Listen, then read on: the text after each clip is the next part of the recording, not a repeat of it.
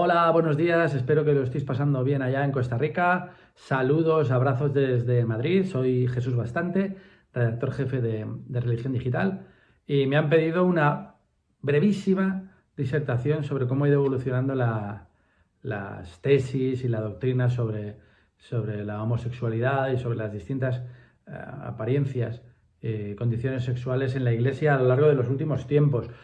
Yo no soy ningún experto en la materia. Sí es verdad que hemos tenido que abordar estos temas fundamentalmente en los últimos años, cuando se ha producido un desborde de información y de solicitudes a este respecto, fundamentalmente también por el cambio que supone el pontificado del Papa Francisco para este y otras cuestiones. Pero sí que quiero dejar claro, primero, que no soy un experto, y segundo, que mi visión en este campo siempre va a ser crítica, primero porque soy periodista y segundo porque creo que la Iglesia Católica, pese a los cambios, sigue teniendo un grave problema, dos graves problemas.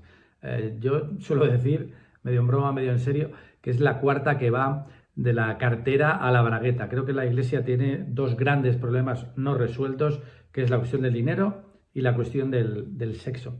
El sexo y el dinero, pero el sexo, que es de lo que estamos hablando, que se confunde y se convierte en una dinámica de poder también en la institución, partiendo del comienzo de la institución de varios de los sacramentos, cuando se habla que solo es el hombre, uno de los dos sexos, el que puede tener acceso a la ministerialidad completa. Solo es el hombre el que puede ser reflejo total de la vida de Jesucristo, solo puede ser él pastor y obispo, tener el sacramento al 100%.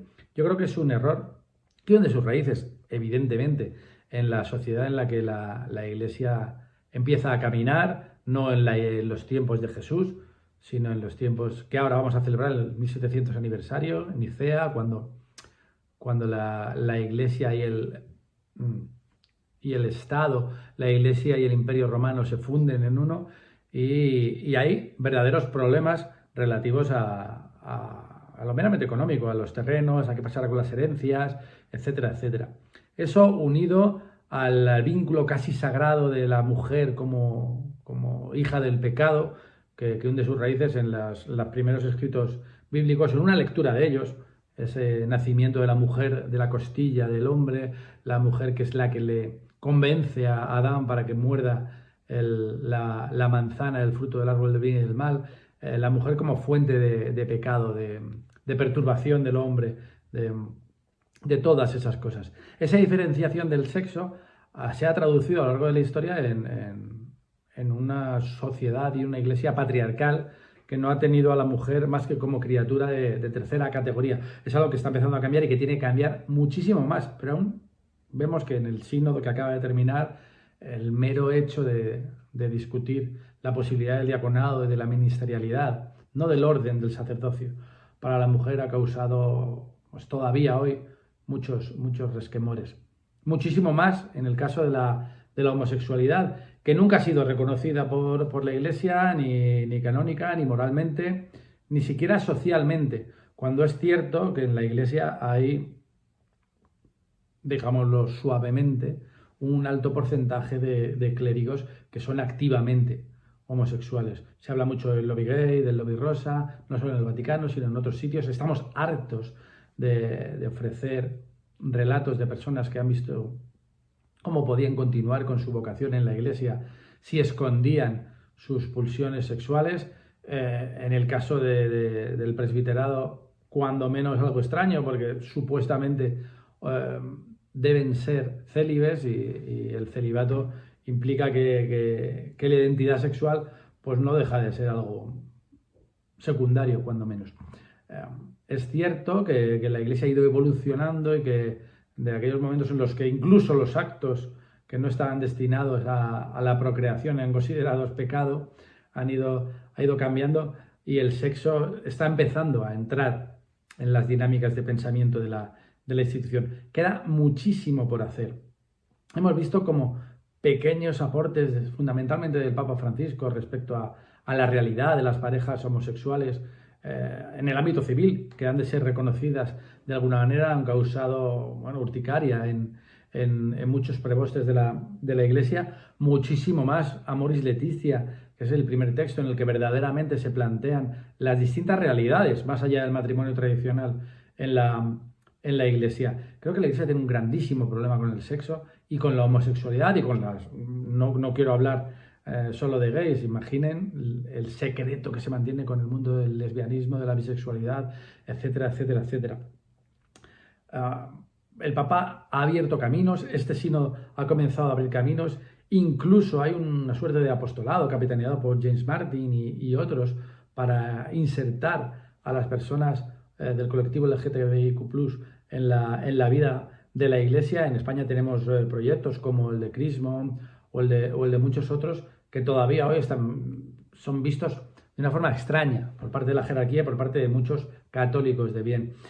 Pero continuamos teniendo un serio problema. Hace apenas un año se aprobó la declaración Fiducia Supplicans, que abría la puerta mínimamente a bendiciones, dejando claro que eran pastorales, que no eran sacramentales y que no eran a parejas, sino a personas que venían, dos personas que venían a ser bendecidas, y se armó prácticamente un cisma que provocó que se reculara y que las personas LGTBIQ+ vieran de nuevo cómo la Iglesia les daba la espalda. Es una realidad que hay que abordar dentro de esta Iglesia de las periferias.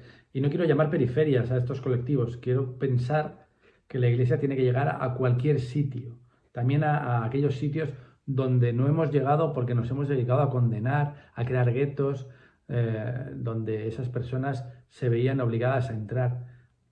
Es un terreno casi baldío, porque cada vez son menos las personas que se reconocen LGTBIQ+, que quieren buscar en la Iglesia soluciones, que quieren buscar respuestas para su fe.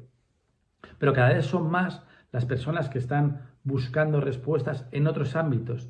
Y curiosamente el Evangelio de Jesús los ofrece. El Evangelio de Jesús sí que ofrece respuestas para todo hombre y mujer, independientemente de su sexo, raza, condición social, incluso de su religión. ¿La Iglesia está preparada para aceptarlo, para promoverlo, para admitirlo, para que deje permearse también por esa realidad? Yo soy pesimista, pero también creo que es nuestra obligación como cristianos entender que cuando dos o más se reúnen en nombre de Jesús, allí está Él. También cuando hablamos de personas homosexuales. Es una cuestión de presente, es una cuestión de futuro y es una cuestión radicalmente relevante, junto con muchas otras, porque en ocasiones tendemos también desde el otro lado a caer en el mismo pecado que denunciamos. No podemos olvidar el sufrimiento de los pobres, no podemos olvidar el sufrimiento de la Madre Tierra, no podemos olvidar que todo está relacionado y que si queremos una iglesia para todos, tenemos que trabajar pensando, como decía Francisco al inicio de su pontificado en Mateo 25, en ese relato del juicio final en el que Jesús decía: cuando hicisteis algo por alguno de mis hermanos, lo hicisteis por mí. También por las personas con una orientación sexual diferente a la que la Iglesia considera normal o normativa. Espero que vuestros trabajos os sirvan y que saquéis conclusiones. Enviádnoslas y las publicaremos en Religión Digital. Muchas gracias por la oportunidad y que tengáis un magnífico congreso. Muy buenos días.